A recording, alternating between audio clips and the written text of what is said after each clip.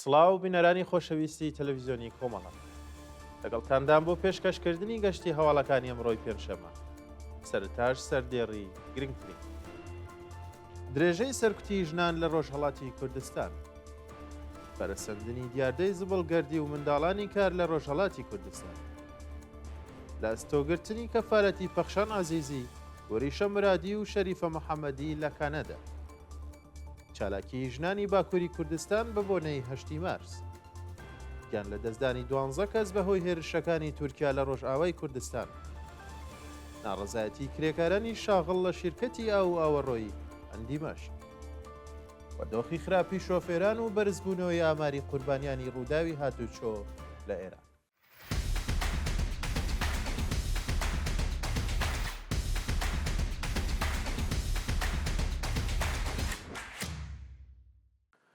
لە سێدارەدانی بەندکراوێک لە زیندانی کرماشان بەیانی چوارشەمە هەشتی ڕەشەمەی 1430 هەتاوی حکمی ئەعدامی بەندکراوێکی خەڵکی گوندی قەڵازنجیری سەر بە شارستانی داڵاهۆ بە ناوی بەهروز سەفەری لە زیندانی دیزلاوای کرماشان جێبەجێکرا.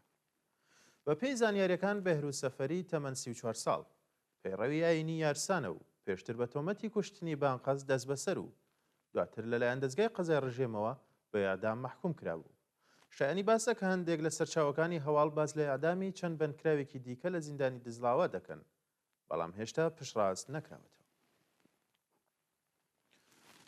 درێژەی سەرکوتی ژنان لە ڕۆژهەڵاتی کوردستان بە پێی راپۆرتی چالاکانی مەدەنی ناوەندەبنیەکانی ڕژێم لە شارە جۆراوجۆرەکانی ڕۆژهەڵاتی کوردستان دەستیان داوەتە داخستنی پەیجۆکاونتی فەرمی هەندێک هونەرمەند و بلاگێر ئەو هەڵسو کەوتەنە ڕزایەتی بەرینی ژنانی کۆمەلگای بە دوای خۆی داهێناوە.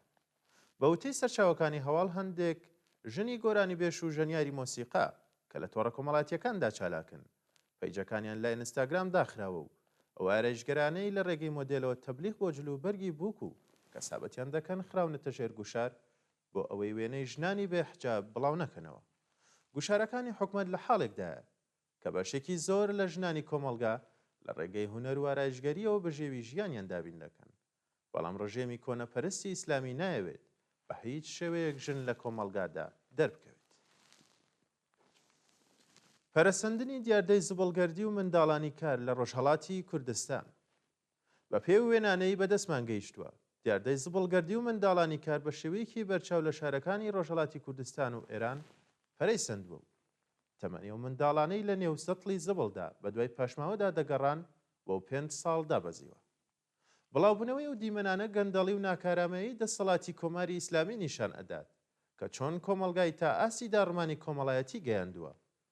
ڕۆژی ڕابردوو بەرپرسانی ئاموزش و پەروەرشی ڕژیم ڕایان گەیاند. پێشتر ڕێژەی قوتابیانی کوڕی دەرکەوتوو لە خوێندن لە کچان زۆرتر بووە بەڵام ئێستا ڕێژەی کچانی نەخوێندەوار هەڵکشاوە و ئاماری هاوسەرگیری کچان لە تەمەنی منداڵیشدا بە ڕێژەیەکی بەرچاو زیادی کردووە. منداڵانێک کە بێ لە ئیمکاناتی ڕەفاهی پەروەردە و بەهداش بەهرەمەند بن سەرقاڵی کۆکردنەوەی زبڵ و پاشماوە لەسەر شەقامەکان و ڕێبەری کۆماری ئیسلامیش چەند سەد ملیارد دۆلار بۆ ئاوەدانکردنەوەی وڵاتی لوبنان سەرف دەکات.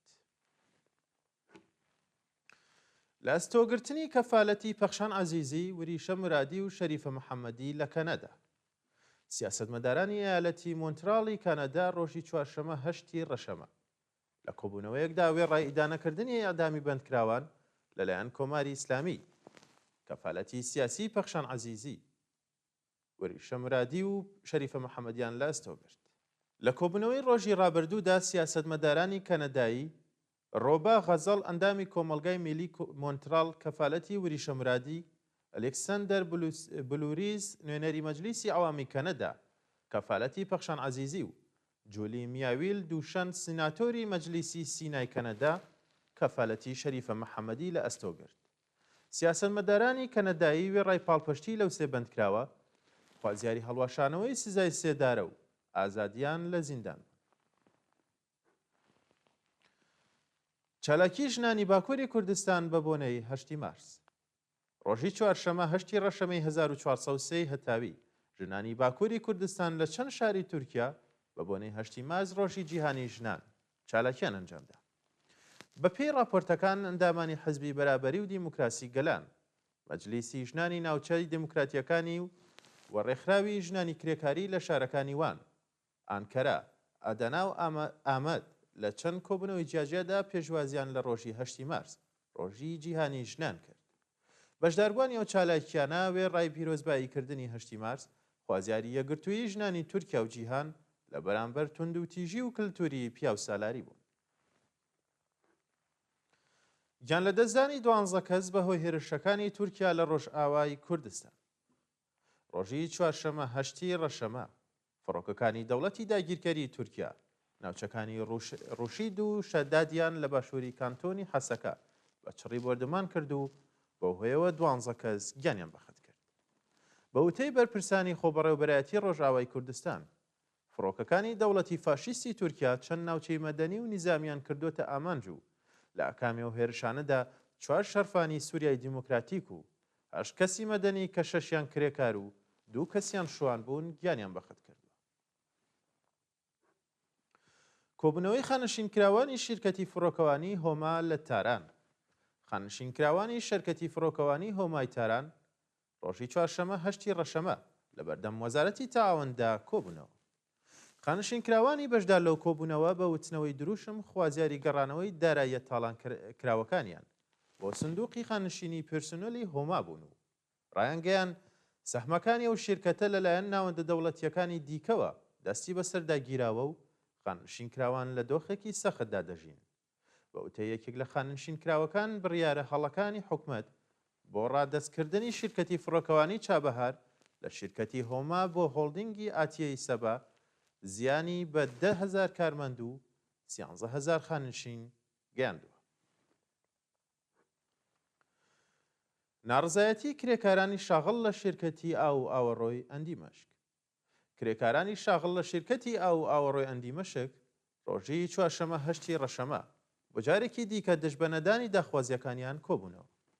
بە وتەی ناڕازیان بەڕێوەبەرانی ئەو شیرکەتە 4 مانگ حەقدەستی کرێکارانیان نەداوە و پێرسۆنەلی ئەو شیرکەتەیان لە مەزایە بێبەش کردووە.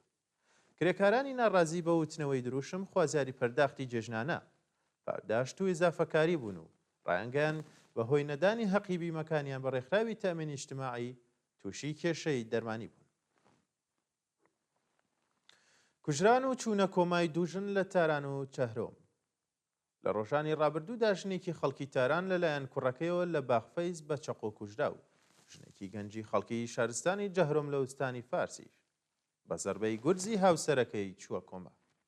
بە پێی زانیاریەکان کوڕێکی گەنجی دانیشتووی شارۆچکەی قودس لە پارێزگای تاران تایکی خۆی بە بیانووی کێشەی خێزانی بە چەقۆ لە بەردەم باخفەیزدا کوشتووە و دواتر لەلایەن پۆلیسەوە دەست بەسەر کراوە. لەلایەکی دیکەوە ژنێکی تەمەن 38 ساڵی خەڵکی شارستانی جەهرۆم بە ناوی دلارە جەهاندیدە لە پێشچاوی دایک و باوکی بە زەربەی گورزی هاوسەرەکەی بریندار و چوەتە کۆمبە. بە وتەی سەرچاوەکانی هەواڵ هاوژینی دلارە پێشتری شەوڵی خەنکاندنی ناوبراوی داوە و کاتێک قوربانی بۆ جاری دووهەم داوای جیابوونەوەی کردووە هاوژینەکەی پەلاماری داوە. دۆخی خراپی شۆفێران و بەرزبوونەوەی ئاماری قوربانیانی ڕووداوی هاتوچۆ لە ئێران. بەپێی راپۆرتی ڕۆژنامەکانی ئێران، شۆفێرانی ئێرانی بەهۆی هەژاری لاستیکی ئۆتۆمبیل بەکرێ دەگرن و ڕۆژی ڕابردوو بەرپرسانی حکومەت ڕایانگەیان لە 1 ساڵی ڕابردوودا بەلانی کەم 20,000 کەس بەهۆی ڕووداوی هاتوچۆ گیانیان لەدەستداوە. لەم ڕۆژانەدا کە نرخی لاستیکی تازەی ئۆتۆمبیل بە ڕێژێکی بەرچاو هەڵکشاوە، زۆربەی شۆفێران توانای کڕێنی لاستیکی نوێیان نییە و لە کاتی گۆڕانی پلاکی ماشێن یان گواستنەوەی مسافردا ناچارن لاستیکی نوێ بەکرێ بگرن.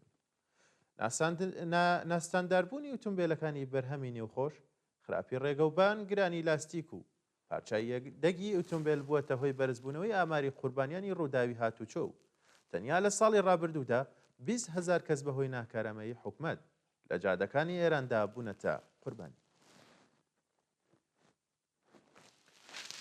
هۆشداری ئاژانسی وزەی ئەتۆمی بە کۆماری ئیسلامی. دەستگای هەواڵنێری فەڕەنسا ڕۆژی ڕابردوو ڕایگەیاند ڕافائیل گرۆسی سەرۆکی ئاژانسی وزەی ئەتۆمی سەبارەت بە بەرزبوونەوەی ڕێژەی پیتاندنی یۆرانیۆم هۆشداری بە کۆماری ئیسلامی داوە. ڕافائیل گرۆسی ڕۆژی ڕابردوو ڕایگەیاند پیتاندنی یۆرانیۆم لە 60% لەلایەن کۆماری ئیسلامی کە تەنیا بۆ دروستکردنی بۆمبی ئەتۆم بەکار دەبرێت نیگەرانی کۆمەڵگای جیهانی بەدوای خۆی داهێناوە. ئاژانسی وسەیە تۆمی داوا لە بەرپرسانی ڕژێم دەکات بۆ ڕێگری لە کاردانەوەی توندی کۆمەڵگای جیهانی و بە تایبەت ئەمریکا پەیوەندی لەگەڵ ئەمریکا ئاسایی بکاتەوە.